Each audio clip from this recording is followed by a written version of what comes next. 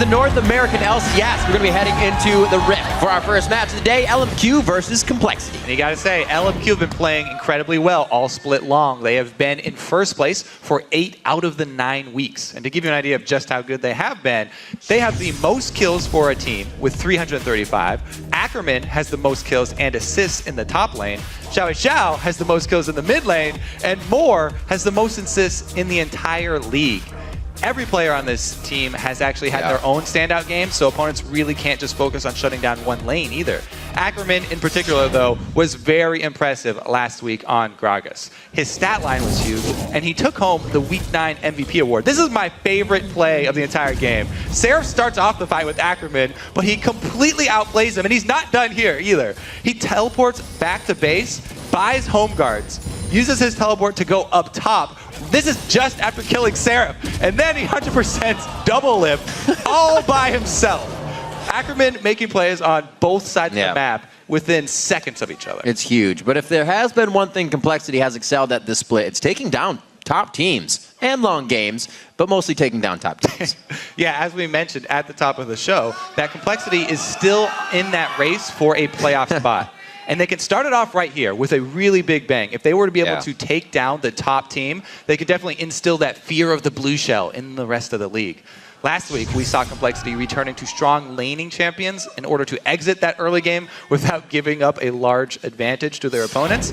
And that's going to be especially important against LMQ, who do play aggressive fairly early on. Very true. Teams like LMQ and Complexity spend hours crafting strategies and honing individual skill. But sometimes winning a game comes to the unseen X factor of game sense. So you can play the game and you can watch what's going on and you have every visible aspect covered, but then there's stuff that's going on in your head, working with timings, predicting stuff, and that for me is game sense. But the best example is when you know somebody's in a bush, but you have no tells. There was no way to know. You don't have vision in the bush, you don't have vision behind it, you just know that somebody's there because your spidey sense, your game sense tells you. It's like deja vu, basically. When I see a scenario, I'm like, I've been here before, I know what to do this time. Practicing as much as possible, playing actually as much as possible, either solo queue, scrims, even normal games, just gives you so many different situations actually happening that when it actually happens in a real game, like a tournament game, you had that happen before and you'll know what to do. In the instance that I'm level 6's Kog'Maw, I can zone them infinitely. And if they start playing aggressive at all, you know their jungler's there to help them because they can't do anything otherwise. It's maybe obvious to us, but not as obvious to people watching. If you're playing smart and you're constantly trying to improve, you'll build your game sense. Even if a lot of pros feel like they don't get too much from solo queue, playing over and over and over, you'll learn patterns and you'll see patterns and you're just slowly picking up on things. The best players in the world are experts at that. They can read a team fight, they can read a skirmish, they can figure out what to do, and if they can figure out fast with their opponents, then they can come out ahead in a lot of situations. I think Afromoon has really good game sense. He knows when to pressure his lane, but he also knows when to kind of leave his lane for a little bit and go roam and make plays around the map. The flash comes in, Afromoon hits a max range binding, feeding double with another kill. Our bottom lane CLG, we get ganked all the time, so usually that's my responsibility to know when everything's gonna happen. I could probably ask Meteos at any point in the game where the jungler is, and he'll give a huge jungle timer and where the enemy jungler is off just one question. I think everybody has it in them. It's just up for them to trust themselves. You can never really perfect League of Legends. It's an evolving game, and you have to constantly put time, hard work, and dedication into it. And I think the craziest thing about this game sense is that everybody's still learning and everybody's still evolving to get to a better level. And you have to keep it up on every champion that you want to be able to use too. That's why people have to walk this line between small champion pool. Well, everybody but Faker has to walk this line between a smaller champion pool that you know really well and trying to have enough that you don't get banned out. All right, well, let's see what the game sense is from LMQ Complexity. As we get into the starting lineups, on the blue side, it will be LMQ. That's Ackerman in the top lane, No Name in the jungle, Xiao in mid, Vasily at AD, and more on support. And on the red side, it's Complexity with Westrice up top, Kez in the jungle, Prawley mid, Robert X. Lease AD carry, and Bubba Dub support. Complexity has yet to beat these guys. This is the one team that's kind of been their kryptonite as one of the top tier teams they haven't really been able to take a chunk out of yet. It would be huge. It would kind of keep Complexity knocking down those top teams, as we said, and really being a spoiler of all the winnings. Yeah, now that LMQ are actually the first place team, it would send a huge message to the rest of the league if Complexity can actually take a game off of them. And we have to mention, as we go into picks and bans here, LMQ will lose a ban for talking during a pause last week. So that is not something that can happen. Sometimes the players do forget. You'll get a kind of a warning first. And then obviously if they can't remember, they do lose a ban. So we're going to be seeing that as we start off picks and bans, and we'll see how it affects them with fast picks. Yeah, now it's really interesting actually when one team only has 2 bans, because it does affect both teams and their strategy coming into the game. Working around only 5 bans, sometimes you'll just see a team just give up on banning all of the very strong champions and let a whole bunch of them through. They just open up the floodgates and try to grab as many as they can. But LMQ being on blue side means that if they did that, they would only grab 1 since they have first pick, and Complexity would be able to pick up 2. We'll see if Complexity try and work around that strategy, or if they just go with normal bans against LMQ. So far, pretty normal. Lulu extremely annoying up in the top lane, and it's such a flexible pick that it can be used in any of the lanes. I feel like Gragas has a big place in this game. Gragas definitely does. Being taken away, being banned, I feel like Complexity is actually going to try and take this pick. Yeah, the top lane is actually one of the lanes right now that has some of the biggest problems as far as champions are concerned. Nidalee and Gragas just are giant standouts. Above a lot of the other top laners. And one of them is going to be getting through here. Just waiting a few more. What does it come out? Oh, both of them. Sin. Interesting. This timeout on the selection, we'll see Complexity readied up, or actually LMQ's readied up with that loss of ban was the first one, rather. And so cover the Gragas once again. We did scary stuff. Yeah, we did just play that clip of Ackerman absolutely running the game. Versus CLG, but Nidalee being up, Nidalee's actually very good against Gragas. Now that she can transform into a Cougar at level 1, she actually gets a lot of power really early on and can go very, very offensive in the lane, especially against someone who starts out melee here. No matter how much mobility Gragas has, Nidalee's gonna go poke him down early. It's a big pickup for Robert Exley, getting his Tristana, making sure that he can get to that late game with the team. Kaz can be a menace on Evelynn in the jungle. That's actually a big point that we didn't even introduce again, because it's been banned out so many times against Complexity. The Tristana, this is by far one of Robert's favorite champions, and something that they have had a lot of success on. In a lot of their games where they have upset the top teams, it's Robert on Tristana in the late game. More. With a big old smile on his face. No Name's not feeling it. The Brazilian finals are going on right now.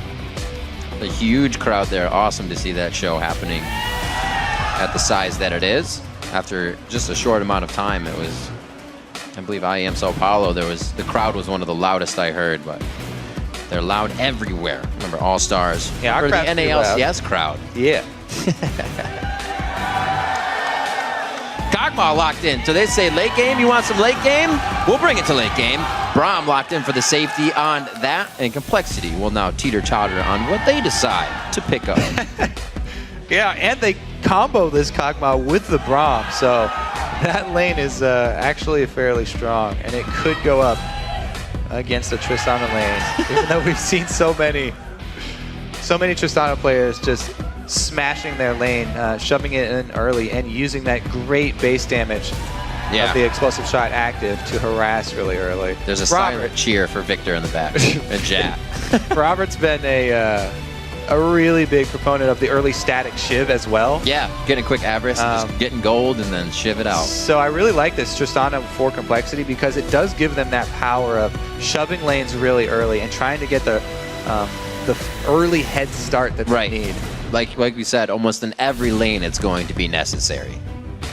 Nidalee picked up with Morgana. There is safety. Safety for the carry or safety for a diver with Black Shield. No Name on Rengar. Possible pickup. Yeah, I want to go over these Complexity pickups, though, because they're very good answers to what LMQ took in their first and second rounds of picks. The Morgana is always pretty much the premier answer against Braum. Yeah. Because you don't want to go with something like Nami, who gets her entire ult negated by a regular spell from Braum. Morgana pretty much does the exact same thing to Braum, though, and can negate a lot of his CC with her black shield. And Nidalee, as we said, pretty much the only one who can handle Gragas in the top lane. We'll see. It looks like Complexity are going to take the standard lane phase here as well. LMQ saying, yeah, we'll take that Gragas in the top lane again, but let's switch it up. Let's run Xerath for the first time in mid, and let's put No Name on Rengar for the first time in the jungle. I like At least that in the LCS. I do like that combo specifically against Complexity, because so much of Complexity's team in the late game revolves around Robert X. Lee on the Tristana. If you have Rengar and you have Xerath, and you have Gragas, that's a lot of damage that you can get very far back into the Complexity line. No matter where Robert is, he's always going to have to be worrying about Rengar, Xerath ults coming in, even Kog'Maw ultimates. So they have a lot of long-range damage that they can do to take out Robert. It's and nicely sort of combined. circumvent the rest of the team and get It's around nicely that front combined line. with a little bit of that dive, too. After they get the poke that they want, that long-range damage, you have a Rengar and a Gragas body slamming into the fight.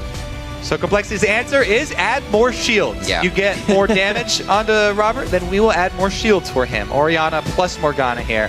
Pretty good defensive combo to try and protect that Tristana. Nidalee as well, if she's actually with the rest of the team and not split pushing, can even add the heal and attack speed buff for Trist. So LMQ coming into this game with loss of a ban in the beginning actually ends up picking 2 new champions we haven't seen come out of the LCS pools of both Xiao and No Name. So it'll be interesting to see actually how No Name, who likes to be aggressive and calls the shots, kind of has to play on a Rengar who more or less waits the 6 before he really makes those engagements. While the teams load onto the Rift, let's see how you've been voting. According to LOLesports.com, 76% of you think LMQ are going to be taking the W. And as always, if you start to second guess your vote, then you can continue to update it by tweeting hashtag LMQWin or COLWin. And extra add in that at LOL Esports just so we can see it. So how will we feel Kez will be playing against that Rengar? Do we think he's going to find No Name? Do we think he'll try to kind of put a stick in his spokes in the beginning of this game and slow down that 6? I mean, that's always a good plan against Rengar, especially if you're Evelyn. Because if you can find him at a camp and using his abilities on the camp, then it's very easy to bully him out of lane. Both of the junglers are probably going to be looking for those early wards, though. Kez's focus is always on vision. And Evelyn is actually one of the best champions for a jungler to get early deep vision, because she can walk right past your opponent's wards to place her own. So that's why we see a lot of the best Evelyns doing, investing in those vision wards and getting that down really early. Because if you get them down deep, you can see where Rengar's going to ult. And yes, Rengar ganks are really annoying post 6, but if you have the deep vision, you can see when he starts it off and just back off. And then he feels like garbage if he just wastes his entire ult. It's always awesome to create those high-value, low-risk situations for yourself early in the game. That's what Complexity likes, to try and get their advantage, and we'll see if LMQ allows that to happen here. LMQ, however, bringing out a pretty ferocious composition of their own. It looks like we got the AD carries looking for late game. We'll see how the lanes go. We have, remember, Kez, one of our junglers to watch coming in on this week. Welcome to Summoner's Rift. Thank you. I don't think I've ever thanked her for that. No. Actually, she's every single game, she's so nice. It's consistency. Welcome back. Well, yeah. Line of scrimmage start here for both teams.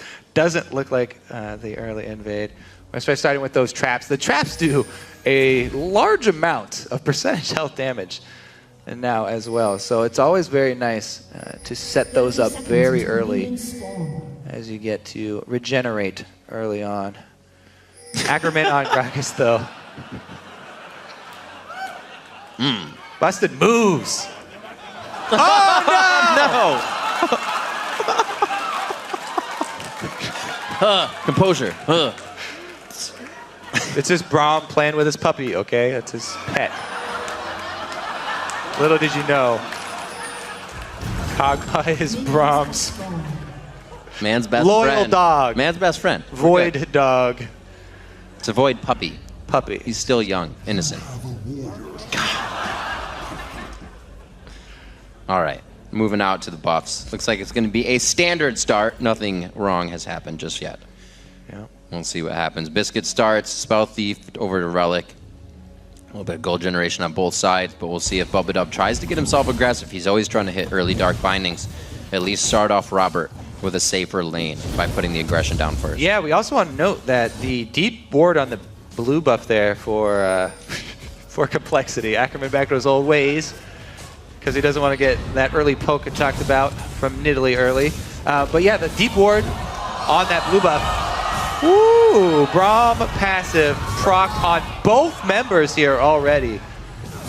Talked about the power of Kog'Maw and Braum in lane. They get a nice early jump here. When Tristan is not able to push this Braum lane in, then that's a pretty big win for LMQ. Because Tristana has great pushing power, and that's one of Braum's weaknesses. Ooh. If you can get under the turret, it's going to be even harder for Robert X. Lee. You can see him cautiously auto-attacking constantly, help to keep that lane push. Yeah, the early CS is always a little difficult with Tristana just because the explosive shot sometimes it puts you in a less than ideal situation with the minion health and you lose a couple, but it's even worse under the turret.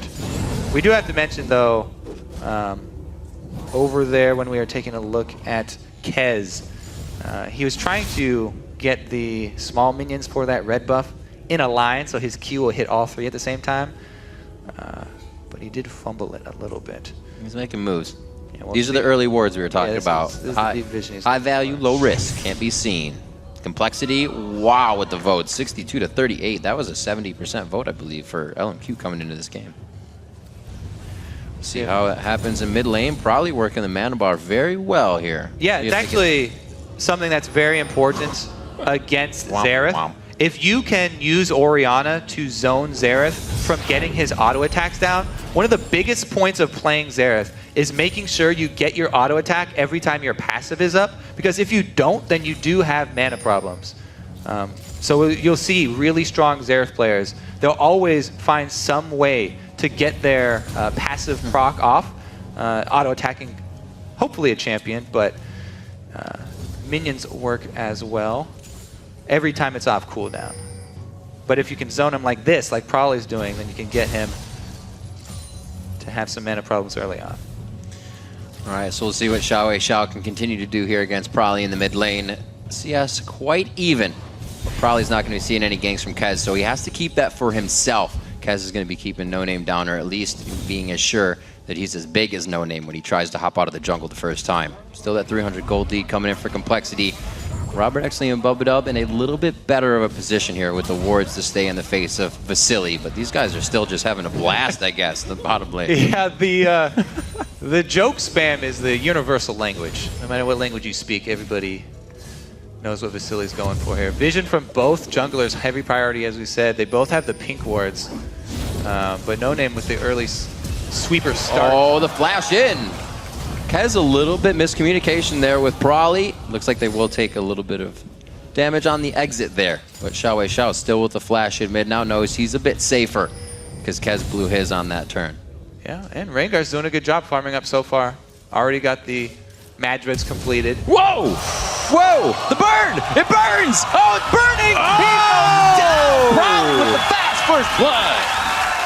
Prolly with the solo first blood. So rarely do we see solo plays being made, but Prolly comes up huge against Xiao, who right now is actually dropped down. He's got the second most CS at 10. Kez though coming in for another early action here from Complexity. He's not done. See the flash in the top lane. lane. Westerice not able to get that mark onto Ackerman to follow up. That was big with though. The long range pounce. Very nicely done. Kez blowing the flash in mid, able to blow a flash in the top lane. These are the small advantages that Complexity looks to grab. Can they get it now to Robert X. Lee's lane?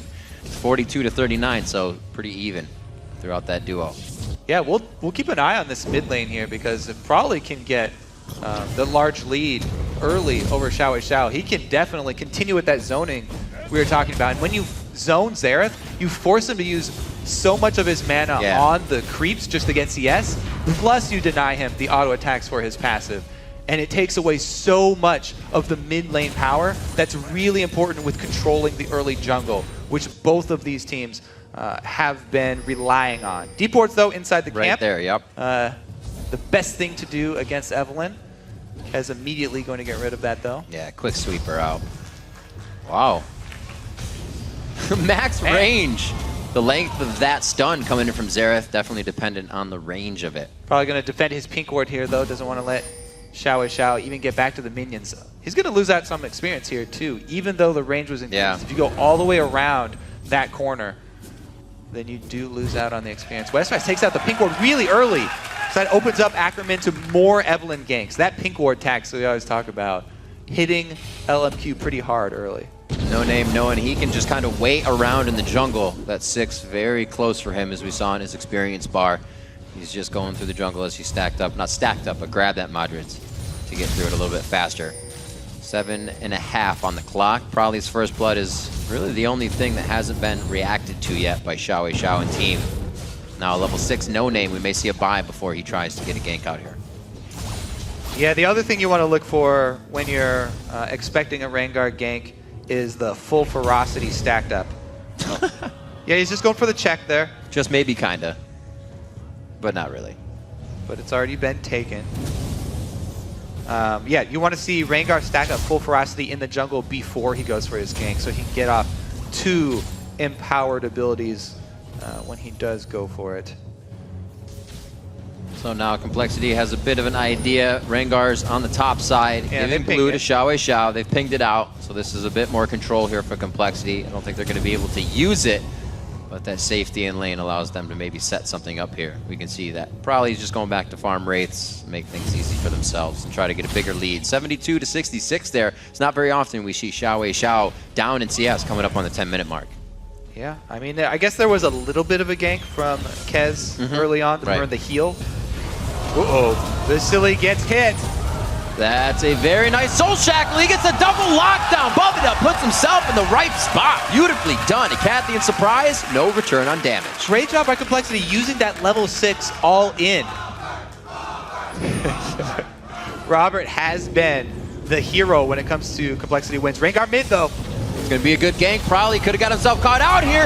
The shockwave goes down, but it's not going to be enough to thwart him. What a close-in! Westprice already with the rotation from top lane. Complexity 3 steps ahead. Oh, Complexity coming up huge in the early game. That should be Dragon for them because they simultaneously got kills bottom and mid. Huge early swing of power here. Now this is a very dangerous gank. Should almost always be a guaranteed kill because Rengar can root his target for the easy long range stun from Xerath. But man, the collapse from Complexity was already in the works. Great flash by Westrice and movement by the team to keep those kills going, and both coming in. Now Dragon at 10 minutes over to them. We'll see if LMQ can answer with anything. Complexity getting that early lead, they already extended. Man, the point I was going to make about that level 6 all-in bottom from Complexity is that there's a huge boost in power for all-ins for Tristan and Morgana lane when they hit level 6, whereas Kog'Maw, his boost in power comes from harass that he'll be able to do in lane with his level 6. And so Complexity wastes no time. They jump on literally as soon as they get their level 6 to go for the burst, and don't let Kog'Maw poke them down. Because once he gets that level 6, you heard Sneaky talk about it, it's so beastly in range. Yeah. The extra harass. Just the ability to apply both Bio-Arcane and Living Artillery. But it's not going to be very good if it's going to be a Robert Exley at 18 first. He'll be able to just walk up and get a few shots in. 91 to 75 CS. Rengar gank number 2. The top lane, Westrice playing very safe. He already has the alert. He gets out safely. He should be all right. Wait, the ultimate. No, the explosive cast puts him back in range. He's got 300 and just about 10 health. He can't get over the wall. The hit comes in. They get the bola. It just misses. Actually, he hits him, but not on full charge to teleport out. 1, 2, 3. Oh my, wait a minute. Ackerman. What? Oh, man. That's why when you check bushes, you always attack move the bush. Just action. Never just right click in the bush or else you won't attack your Even more action. What? Another. Back and forth. Yeah. That's a good missed trade. kills going down everywhere, but everybody's wanting more, which is cool. The action's not going to be stopping anytime soon. Well, we're looking for all that early action between these two teams. As you said, Complexity have been a team that goes over and over back to this strong early game. And LMQ have shown so many times that they love playing aggressively in the early game. Great clash between these two. And it's the bottom team that's already looking like they have the advantage here. Complexity, though, so many times, even with early leads. Yeah. I like games it. kind of drag out really, really long. And these games are going to be all about damage too, Kobe. Look at the top laners. Got Sheens coming out for both buys on first. It's going to be all-out war in every lane. I like it. So Ackerman, I'll be very curious to see if he actually rushes the Lichbane completion or if he goes with a second ability item in between Sheen and Lichbane. Looks like he is rushing that Lichbane that has become so common.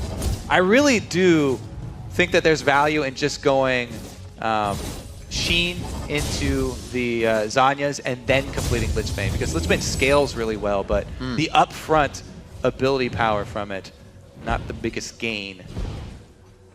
So far in lane, with a little bit of help that Westrice has gotten, he has capitalized 1-0-1 for himself, as well as the roam mid. See if he can keep it up on Ackerman's Gragas. That has been a scary, scary thing in late game, and that's what both teams are looking for. We still have a long story to go here. 13 minutes in, 2,500 gold in favor of Complexity. The thing is, yeah, we say like Complexity, they always like these late games, and they found so many other wins in the super late game against top teams, but they shouldn't be looking for that. Right now, they have an early lead. Of course. And they should actually work on trying to snowball leads and close games out. That's the TP jump. bottom. He still has a flash. He can get over the wall. Actually, his flash is down. They're going to be going up up here. That's a very nice attack. Kez tries to come in. No Name's already on the outside. He sees it. The Buster shot backwards, but they may be able to chomp down on Kez still. He goes down. No Name gets a piece of that as he's forced to walk out after the danger subsides. Minute and 50 on to Dragon. Key there is coordinated aggression from LMQ. Teleport with Rengar gank both at the same time. So even though Kez is in the area, they aren't able to answer, and there's just a massacre of wards in the bottom mid bush. Hopefully, Westrice can get this turret in the top lane. They only lost kills. They didn't lose Dragon. And he'll be able to create the pressure that might hold Ackerman in a good spot so that Complexity can start to put the pieces in order. Start grabbing buffs now, and that Dragon. The second one, if they could get it in their favor. Yeah, even though that was great coordinated move from LMQ, they only got kills out of it. There wasn't a tower taken down. There wasn't a dragon to pick up after this. Teleport used. So Robert jumps out of the way, and Bubba uses the black shield on him at the same time. So that's unfortunate for Bubba. He had nothing to save himself. But here's the follow-up. No Name, so dangerously close to going down. He also gets a heal from Vasily here, which saves his life long enough to get the kill for Dangerous Game as well. Trying to look at the builds. Robert has actually changed his this time, not finishing the static shiv. Puts a BF sword already within that damage, maybe to kind of trade off and max what Kog'Maw can put out at that level 6. 30 on Dragon, and Ackerman's going to be staying up here for the turret. He might be able to walk down after this unless he continues to pressure.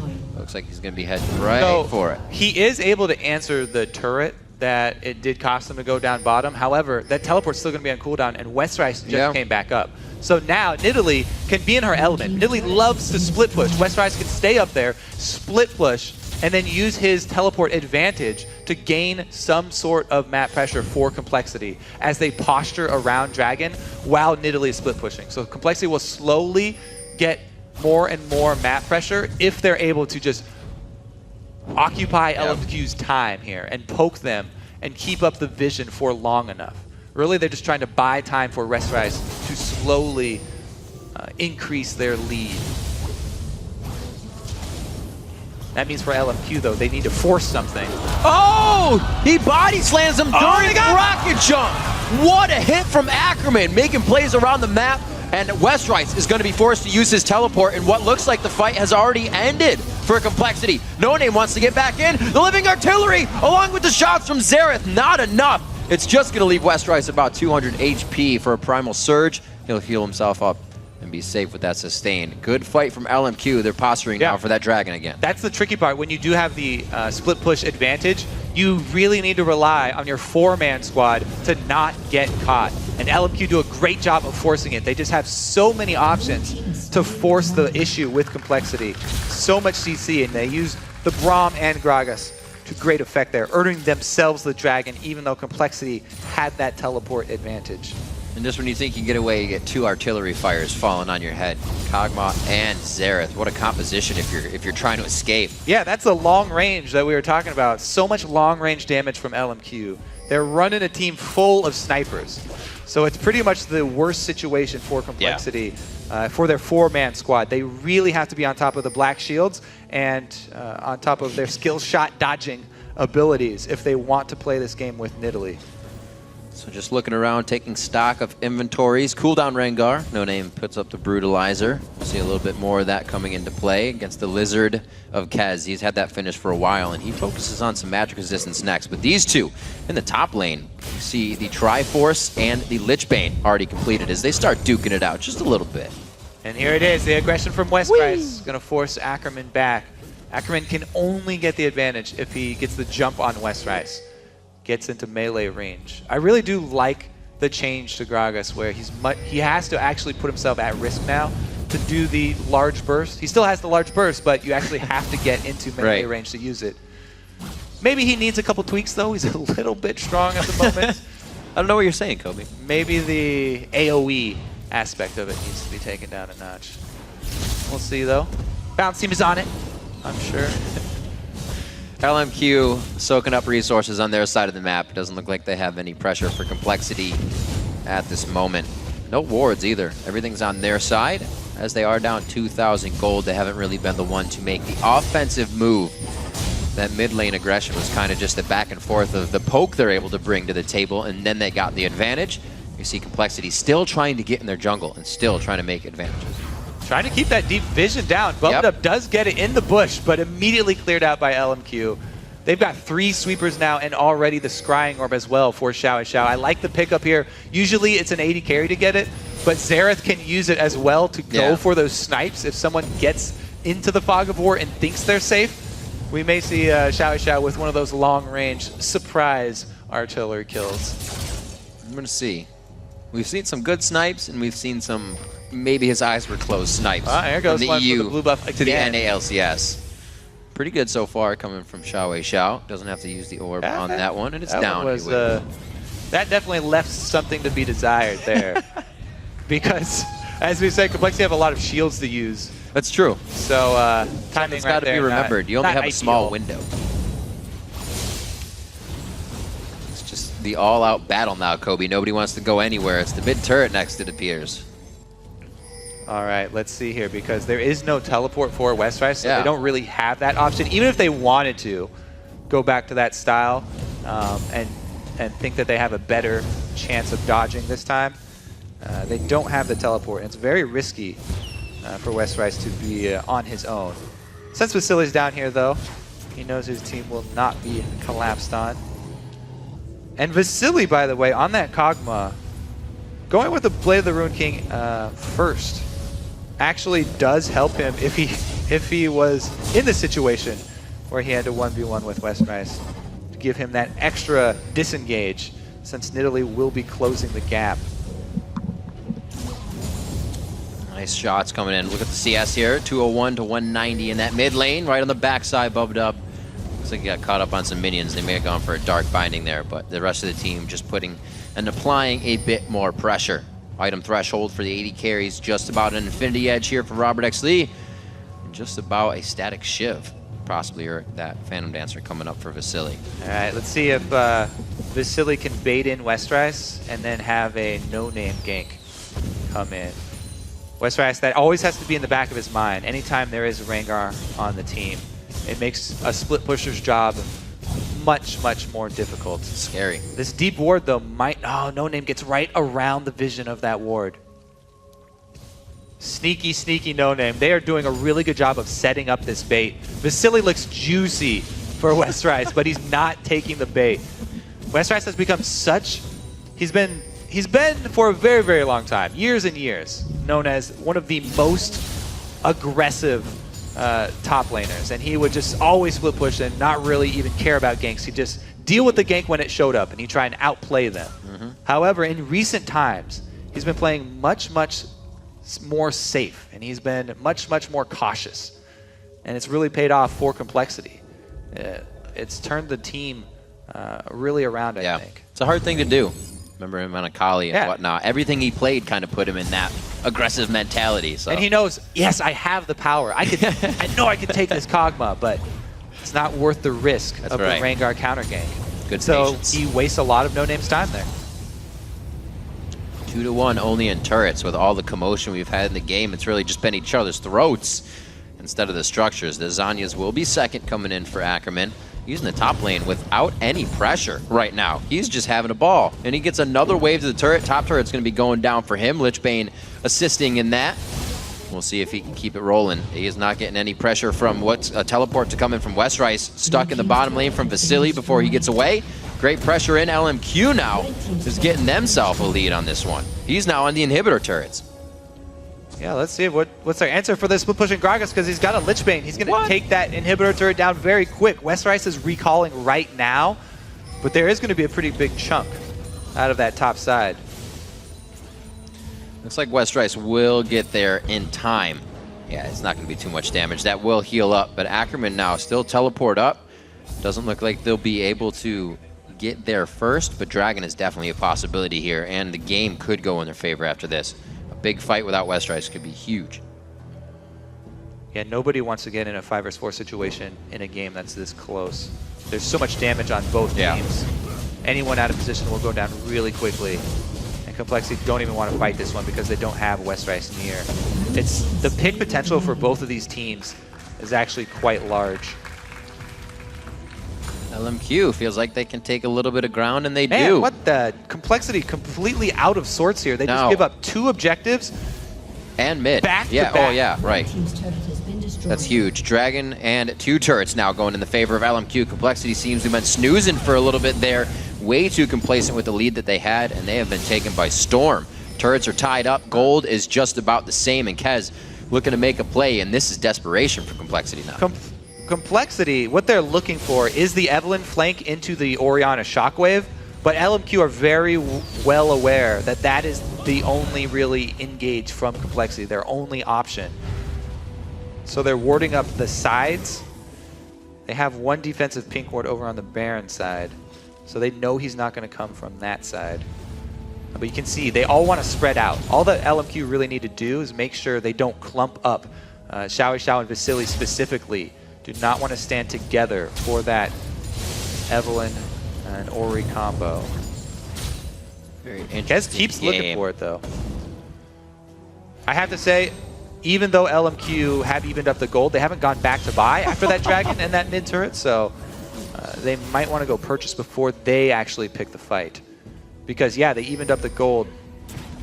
Oh, actually, probably sitting on 2,400 gold right now. And Bump It Up goes down. He's sitting on 1,100. Kez goes down as well. LMQ dances this one out until they get the kills and the fight that they want. Ackerman throws that one just a little bit short. Yeah, how did that pick from the side even? That was a Rengar gank, I guess. No name. There's no other way he would have just caught Bubba blind like that. Man, takes him down so quickly. That support Morgana has no armor and very little health. Very easy for damage Rengar to take out since he does have Brutalizer at least. Something that LMQ is really good at capitalizing on. Let's take a look. Oh, Morn sets it up into the... Ooh. Bye-bye. No chance. And then he's in the bush as well, so they get the jump onto Kez. Complexity, for the last maybe 5 minutes, just look out of sorts. Yeah. They kind of lost their way here. They didn't have a game plan in this around this 20-minute mark. They gave up 2 objectives, and then they just kind of milled around in the mid lane until they got picked off.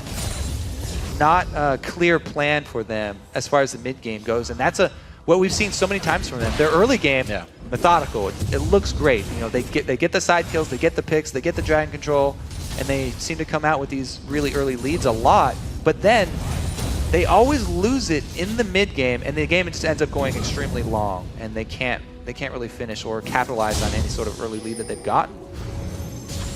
We'll see though. They do have Tristana with a 2-item power spike here. Shiv plus Infinity Edge now completed. Yep, a little bit of her own sustain. Ackerman's been doing a good job at cleaning back up and finally get these guys back to a split push. If they can even make it happen. Looking for Westrice here, coming out of the base. He still has teleport up. LMQ feels like they are in the driver's seat now, and rightfully so. They made such a move recently on Complexity. Usually Complexity is the one, like we said, once they get that advantage, the other team kind of puts themselves in a pressure situation. Robert will pick up a few more kills at a Dragon, but LMQ is now avoiding Complexity. Oh, here comes the flank though. They're looking for it once again. The 4-man squad's got to worry. Ackerman, see, LMQ do a good job. They call him right up. They can sense that Kez is coming around the side. They call Ackerman over. This will be a 4 versus 5 actually. Complexity start off the 4v5. There's the Blade of the Rune King. He still has to use it. Kez gets taken down immediately. Vasily with the fast fingers and the help of his teammates on that. Bubadub's going to be going down on this. And LMQ, like I said, they are avoiding Complexity until Complexity steps up to the fight. And then they use all of this to take down the fight. Ackerman still in range, gets the Q slow, and they are going to get another kill over to Vasily. What a great way to fight from LMQ. Well, it was just the difference in communication between the two teams. Complexity, Westrice was down bottom and Ackerman left the lane, but he didn't make the call. And Complexity engaged at 4v5. Ackerman very quick on that Gragas to make his way all the way up mid. And so Ackerman there for the beginning of the fight while Westrice had to run and follow made a huge difference. 28-minute Baron. First place LMQ, showing why high caliber want to play. And they're just waiting. They all group mid, and when they start fighting, they lay down the wards to win the fight. And the rest of it is history. Yeah, I mean, you do get Westrice coming in eventually, but Ackerman was there for the beginning. Evelyn saw Kog'Maw. There's a reason that people are picking Kog'Maw so often now. Uh-oh, let's see the flash. Was gonna hit. Kog'Maw, even if people like Twitch or Evelyn open up on Kog'Maw, he deals so much damage if you stand there right next to him and give him a free Q and E to land on you, that he can just stand toe-to-toe with a lot of these quote-unquote assassins that come up to him invisible. And he does not run away, especially with this Blade of the Ruined King build where he's got the extra passive that he can activate when somebody pops out on him. Yeah. A lot of people don't take into consideration not that it would be leveled up too much yet, but that passive Q speed definitely takes control in a fight. You already stacked Static Shiv and Blade on. The shred from the active cannot be overstated. It is huge in those 1v1 situations. He's back in. Looks like he's got some gold to spend, possibly a lot closer to an Infinity Edge, or that after a huge kill lead coming in. And that is the Infinity Edge for Kog'Maw. He spikes over Robert actually quite hard here, but we'll see what they have as they go back. See it. Haunting guys for Prolly here in the Orianna build. Very interesting. Yeah, going for that flat spell penetration because he's really looking for the shockwaves onto priority targets. So if he gets the carries, either Gragas, Dareth, or Kog'Maw, flat penetration, really, really effective. And he's just banking a lot on the fact that he can get a good shockwave on the priority targets that don't have magic resist. Because that's what Complexity are going to need to turn this game around, honestly. They are in a very, very tough spot. Yeah. It would have to be a really, really good shockwave to turn the game around for them. Well, they're really trying to ward this up, Kobe. They have a lot of the vision necessary to make the moves, but LMQ is just so fast to react every time. It makes it look like there's no possible entry. Yeah, LMQ, they haven't spent a lot of money on wards, but look at their hyper carries here. The Kog'Maw's got an extra item over Tristana right now. A whole Blade of the Ruined King lead is massive for LMQ. And the little bit of vision that they do have is covering pretty much everything that they actually need right now. Since Baron's off the map, Dragon's off the map, they don't really have to worry about controlling anything besides blue buff. If they keep that away from Orianna, it allows them to shove in on the turrets. Probably already wearing it though, so they'll have to wait for a respawn. See how far back Complexity stands from that turret. It's really where LMQ's composition excels once they get up to that point. Well, they can't fight without Robert, definitely. So this is definitely a trade of turrets that they're banking on here. They're hoping that they can wave clear with that Ori, but it hasn't been enough. Yeah. Well, Robert doesn't have any attention just yet. They don't have vision on Ackerman backing, so he may feel a bit scared in that spot. He will see Ackerman in a second. Robert keeps pushing here. Yep. Whew. He knows what happened to double lift. Ackerman just throws behind. I've seen this before. Ackerman doesn't want to give up either. Gragas could take this chase. Oh, man. Oh! What? What a throw!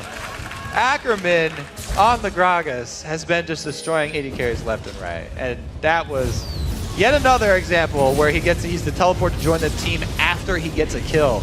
Should be a huge win for LMQ here. Yeah, losing your 80 carry at that point in the game during the split push, not a good situation here for Complexity, and they're going to be losing an inhibitor right away. Last shot from Vasily comes in, and that's going to be 32 on the clock for the first inhibitor. Yeah, and you can see in that gold graph the huge difference in the mid game there, where Complexity kind of stopped making the decisive calls, and LMQ just took several uncontested objectives. We'll see if this flank works out, though. Evelyn in the back.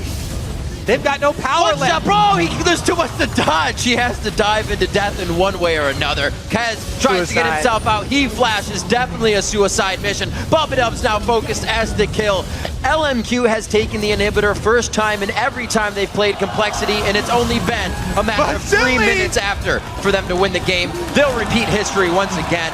They'll drop top inhib, and they'll be going for the Nexus turrets. Quadra kill for the Kotma. And Vasily just sits in those double turrets after his quadra kill goes down. But it will be a victory for LMQ, and well-deserved. Absolutely. Great push on the mid game there. Definitely something for Complexity to go back and look. The falter of the mid game is LMQ made sure to take advantage of that. They run it to 33 minutes, 15-7, and a 12,000 gold lead at the end from almost nothing. LMQ takes down Complexity in our first game of the week.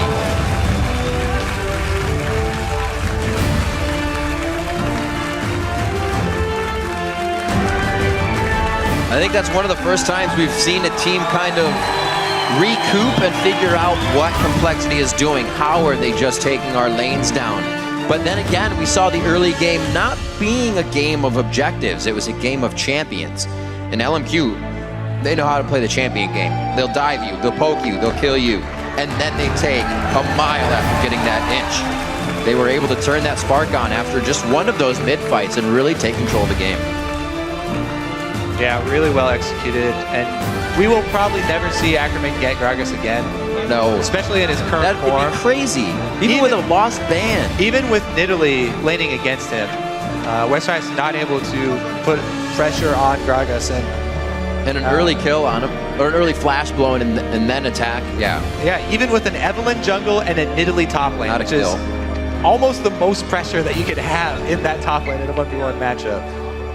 Yeah, definitely not going to want to be giving away Gragas any longer. Very strong play from Complexity in the early game when they do just have the most power. Rotations from Westrice in the top lane. His individual play in general, you know, has been getting a lot better. But at one point when they do kind of get put under the wave and then they just keep getting spun around, they can never get back to the surface after that. And LMQ made sure to keep them down. Yeah, LMQ definitely proved that they deserve this #1 spot, and they're going to hold on to it, regardless of who management is. The players are going to take care of their business. So like you said, that Gragas, built in so many different ways that we've seen now. Now a Lichbane rush coming in from Ackerman. He wanted the power. He wanted to be able to create split push opportunities. Well, yeah, that's what we saw last time. He showcased this full AP Gragas. Wild. It's really fun to watch when he does get those 1v1s with 80 carries, which he keeps finding. And we got a deja vu moment in the bottom lane again. It's kind of crazy that you always see that consistent play from one person, but yet a team would still allow them to get that champion. Maybe it was just a few times. Maybe it was that any given Sunday moment. But with the consistency we see from LMQ, we read the stats off in the beginning, kills, assists. They hold the accolades on that team for having some of the highest. They're not a team to be messed with or given the champions they feel comfortable on. So right now we're going to throw it over to the guys at the analyst desk to break down LMQ's win. Thanks, Riv. We want to welcome Aiden Zyrene Moon to the desk, as usual now, to help us break down that LMQ win. Now, I want to touch on a couple things real quick at the beginning here. The first being Complexity got out to a really, really quick early lead. But then I want to touch on LMQ dismantling that lead. So, Zyrene? Yeah, it started off with Complexity getting some nice picks and rotations around the map. It's probably Kez's shot calling there, but then when it came into the late game, at the start, we had all those stats. Ackerman, #1 in kills for top laner. Then we have Moore, #1 in assists. When the team groups up for LMQ, they win the team fights pretty much just flat out. Every time they grouped up, they got a positive lead. They took objectives off of it, and that's a shot calling of No Name coming in and being more objective team fight prowess focused with their mechanics.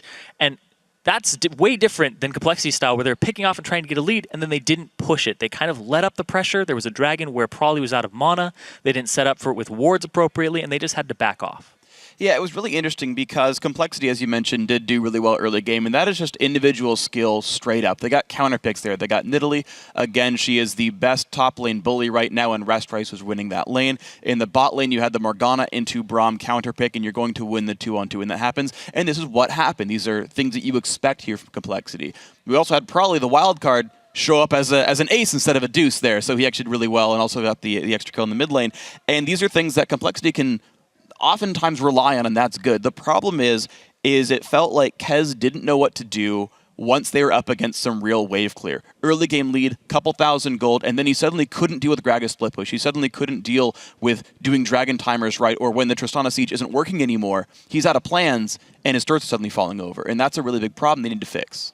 Well, so how do you fix that? You know, you understand what the problem is, but you've picked a comp that seemingly has a lot of counters, as you point out.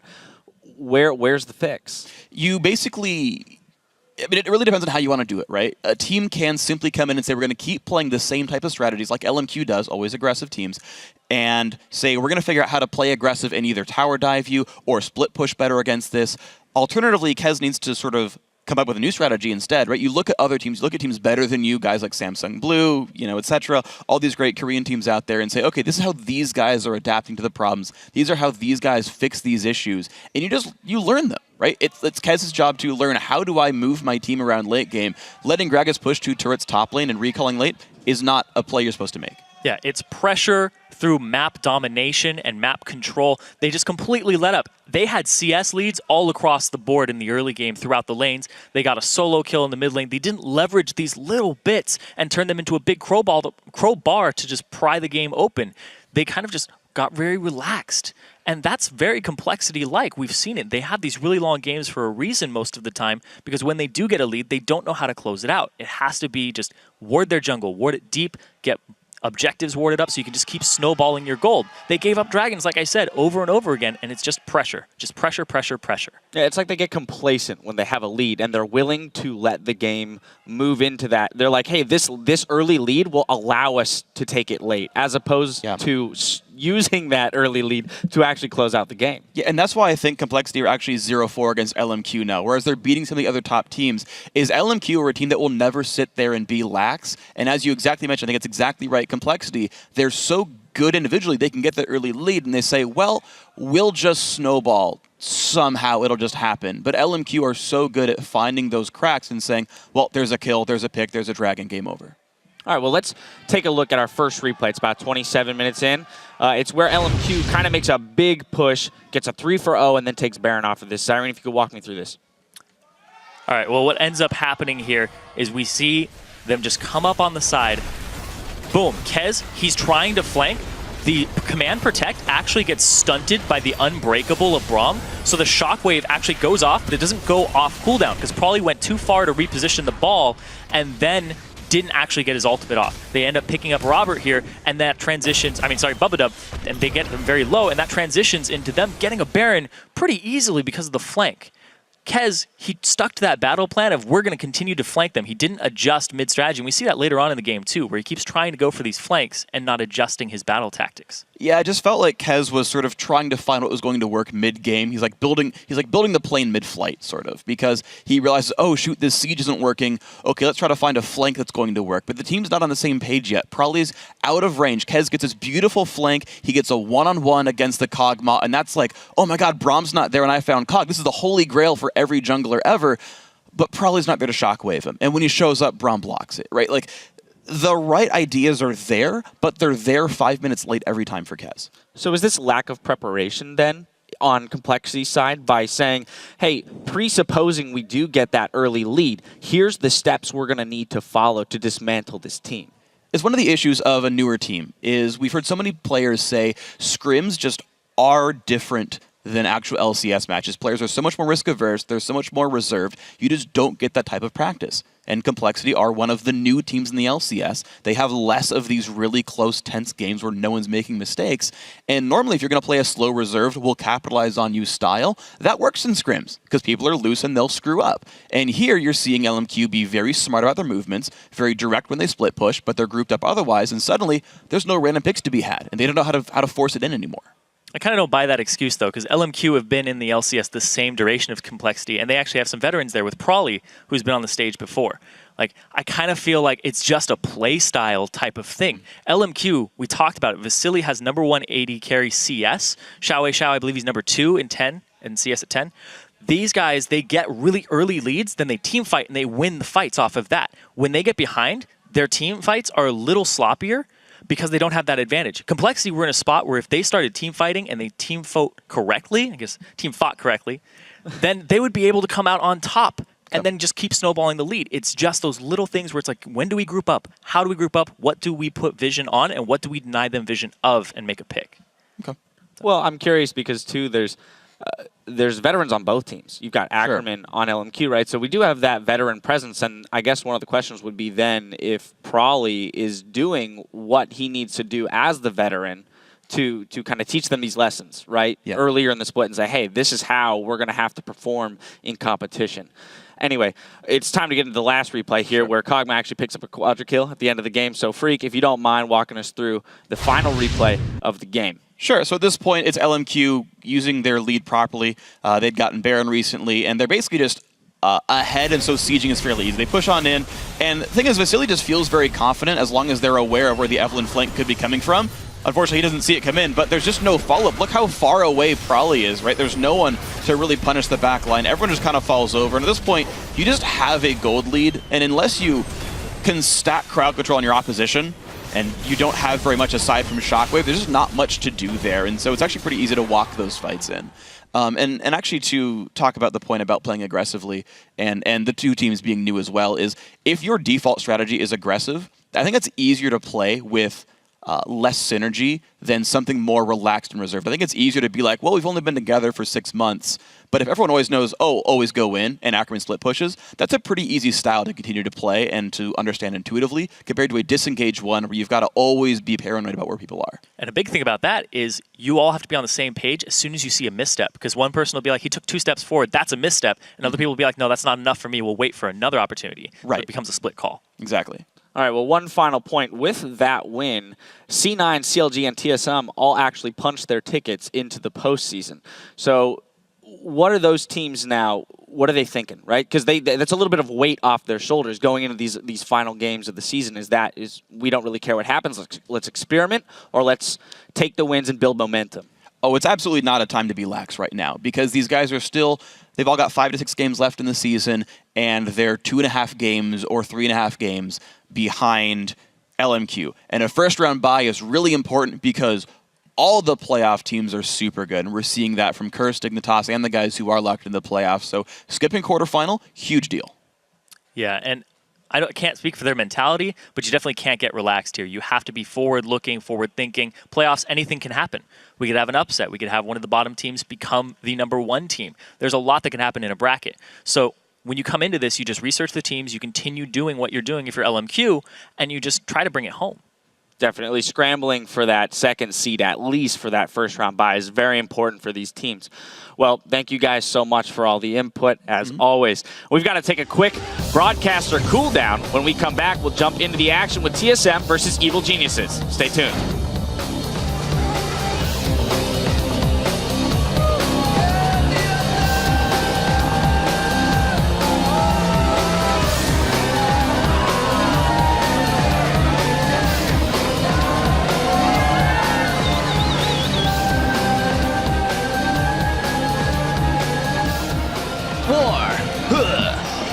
What is it good for? Absolutely nothing.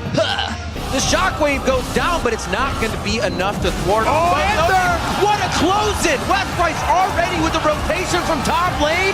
Complexity, 3 steps ahead. There's the Blade of the Rune King. He still has to use it. Kez gets taken down immediately. Vasily with the fast fingers and the help of his teammates on that. Kez tries to get himself out. He flashes. Definitely a suicide mission. Bump It Up's now focused as the kill.